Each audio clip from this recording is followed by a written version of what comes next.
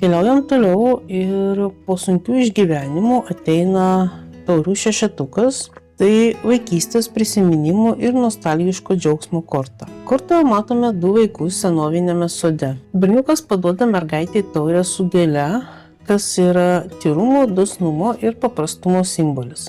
Visose likusiuose taurėse žydi gėlės, tai ženklas, kad senos idėjos ar santykiai vėl atgyja. Ši korta kalba apie sugrįžimą į praeitį, susitikimą su senais draugais arba tiesiog vaikystės prisiminimus, kurie suteikia mums jėgų. Tai laikas, kai mes jaučiame saugumą ir šilumą, prisimindami paprastus dalykus, kurie mus darė laimingais. Taurių šešetas moko mus gerumo ir dalinimosi be jokių išankstinių nuostatų. Tai priminimas apie savo vidinį vaiką, kuris vis dar moka džiaugtis pasauliu. Šios kortos pamoka – tavo praeitis yra tavo stiprybės šaltinis, o ne našta. Paklausk savęs, koks vaikiškas džiaugsmas ar sena svajonė galėtų vėl įnešti šviesos į mano kasdienybę.